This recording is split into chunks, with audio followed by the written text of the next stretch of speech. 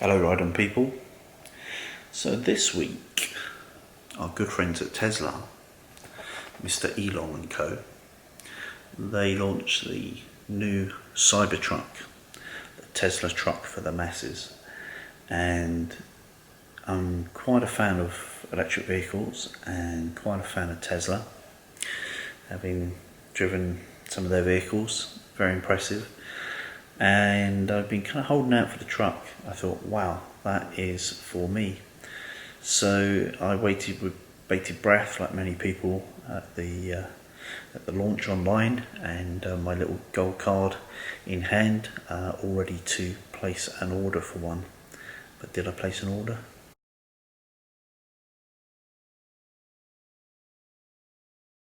Well, let's start with the good. The good is that it's unique looking, it's quite military looking, which I think is a plus in terms of individuality, and it has some unique features which are really nice. The electric slide for the rear cover I think is really ingenious, very nice.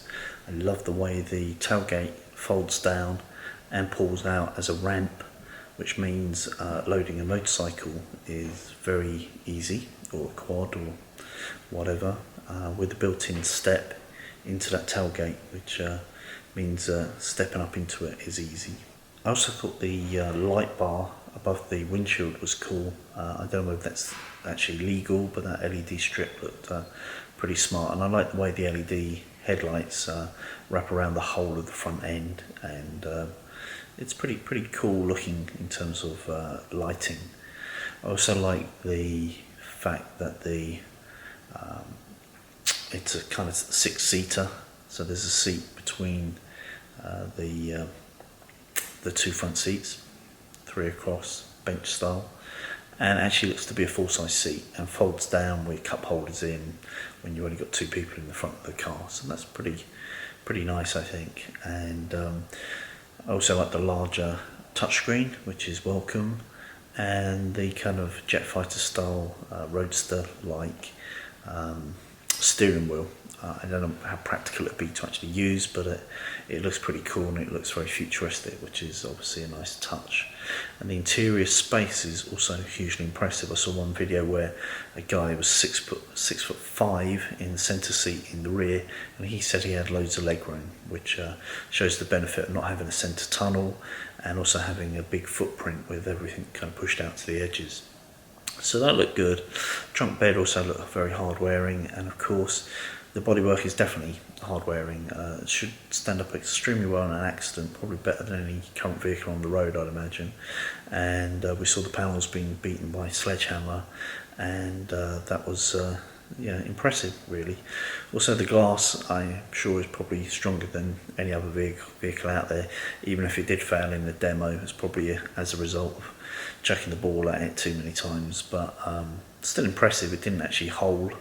There's a big old metal ball bearing they were throwing at it, so the claim of stopping a 9mm bullet from 30 yards or something is probably realistic, I would think, for the bodywork at least.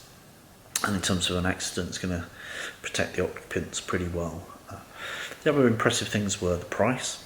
Incredible starting price, $39,000, and a realistic price, I would say it's about 77 grand for the top of the range full performance with autopilot, and that's going to get you a claimed 0-60 in 2.9 seconds and over 500 mile range, and really with a charge time about an hour for a 80% charge. That's really the right numbers for a lot of people, albeit at a price level that's not exactly cheap, but still kind of cheap compared with, say, a Porsche 911 or Model S even. And I've already seen a video of the latest Porsche 911 being out accelerated by the Cybertruck, albeit probably up to 30-40 miles an hour. I'm sure the Porsche reined it in the higher speeds and over greater distance. But back in the real world, we're typically accelerating up to 60 miles an hour and then watching out for the police, right? So you take that as for what it is. And so they are kind of like the good things, I think. In terms of the bad things, well, I think there were some missed opportunities at the launch. Obviously, the window shattered, which they didn't expect, or cracked rather, which they didn't expect. But hey, that put it on the front page of everybody's publication the world over. So all publicity is good publicity, right? I thought that in terms of things that could have been better, it was mainly around the presentation. Actually, it's very un-Tesla-like.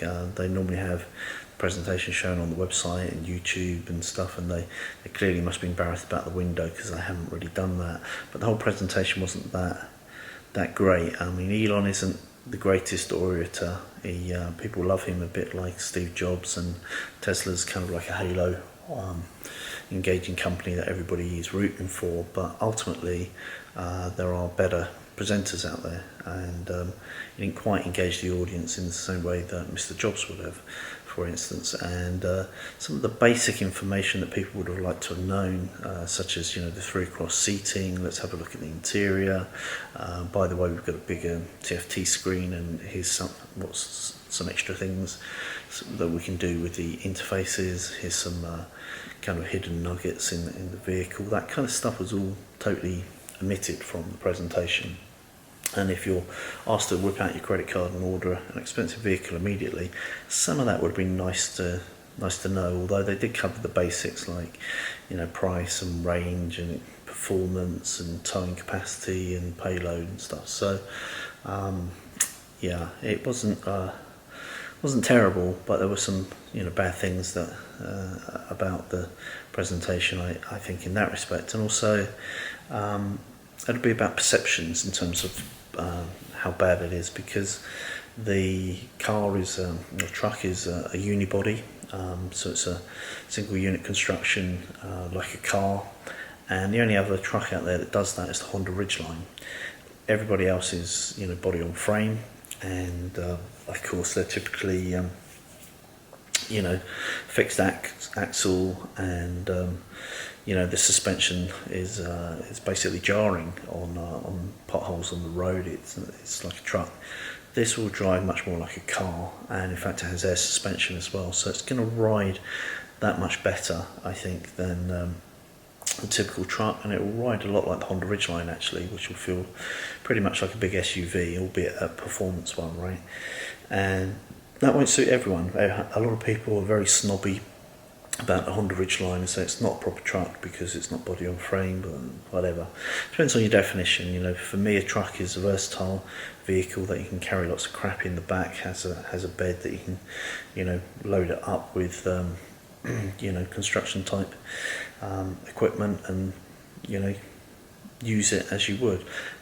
In reality, most people drive their truck to and from work, and they go to Home Depot at the weekend and throw some mulch in the back, maybe some rock sheet if they're feeling really DIY crazy, and ultimately probably the roughest terrain their trucks ever see is if they accidentally go up the curb at Publix, right? So you take that for what it is really. In reality, 9 times out of 10, most people with a truck will be better off buying a unibody Honda Ridgeline, but they don't feel manly enough unless they buy around 1500, an F-150, or GM or Chevy, right?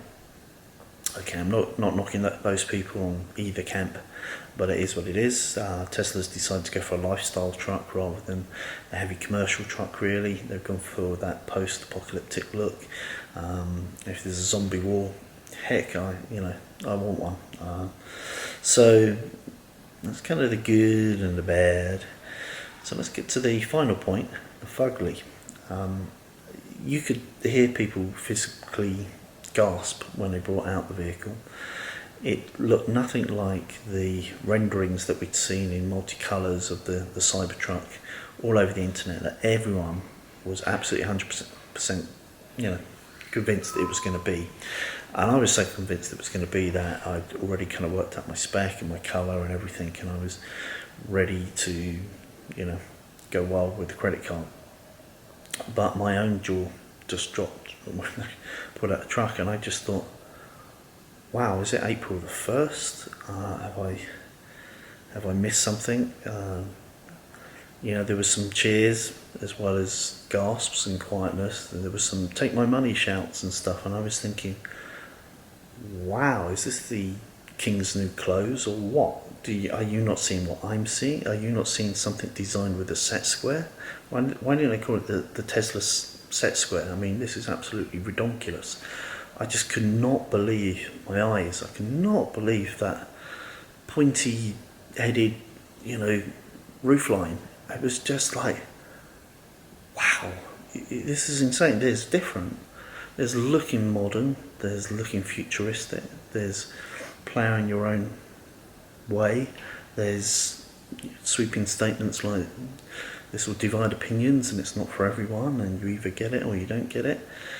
But I just wanted to rub my eyes and shout, hello, WTF, are you not looking at what I'm looking at? It's unbelievably ugly. And it really threw me, you know. I was so ready to punch in the numbers and say, yep, smart move. Didn't buy a Bollinger, didn't buy a Rivian, didn't go mad with the Mach-E. You know, I was just stunned, really. Particularly when you look at vehicles like Tesla's own Model Y, that's coming out Q1. You know, it's the right segment, SUV, carryover, proven, because it's based on the Model 3. They're going to sell 1 million of those things, literally, and good luck to them. I may even be a customer for one. But I really wanted the truck. I really wanted the truck, and I looked at it and thought, I can't be a lemming like everybody else. I can't just say, well, the spec's right, the looks will grow on me, it is different. You know, so I've ordered one despite its look. I'm not going to spend 77 grand plus tax and change and all the rest of it, which will be kind of over 80 grand, I guess, by the time you get it on the road, for something that when I lift up the garage and drive it out, or stop at the gas station or at the grocery store, that I'm kind of a bit embarrassed by the way it looks. It's just not for me. Maybe it's a raised middle finger to, you know, everybody else and what they think in terms of what a truck should look like and perform and all the rest of it and stuff. It's certainly a utilitarian, industrialised, post-apocalyptic looking thing, and in that respect I kind of like all of those things. It's just the end result that hasn't done it for me. I mean, they could have made it as boxy as the forthcoming Bronco or the Land Rover Discovery, or you know, an existing Range Rover, or they could have just made it like you know, a more futuristic F-150, like you know, they could have just, you know, made it a Raptor and turned it up to 10, right? They could have just made it that little bit cooler, a little bit more rugged, a little bit more badass. Just paint the thing in matte black and just say, there you go, one colour option, you know, badass. They could have done any of that, and instead they just kind of blew our minds, but not necessarily in a good way, visually speaking. So, you know, it's just strange. It's a strange choice that they've gone for, but you know, at the end of the day, it's up to them. I think they've got the price right, I think they've got the spec right, I think they've got a lot of the features right, and I think they've got the basic concept interesting and right. Make it unibody, make it military style, make it not for everybody. I totally get that, salute that, but equally it's got to look cool and badass, not like a 9th grade kid designed it with their set square. That's not cool. I think a lot of people think it's not cool because it's really affected the share prices. They've really gone down, and they'll probably recover in time, but for now everybody's like, wow. So my credit card stayed in my pocket, and if you've ordered one, let me know why you ordered one. If you were going to order one and you changed your mind, write down in the comments why. Was it like me, just you know, you couldn't get it, you know, once you've seen that image, you can't get rid of it out your head. Or was there some other reason? You know, maybe the spec didn't do it for you or whatever. Let me know. And wow, you know, I can't even find the words. Let me know what you guys think. Ride often, ride carefully, ride on.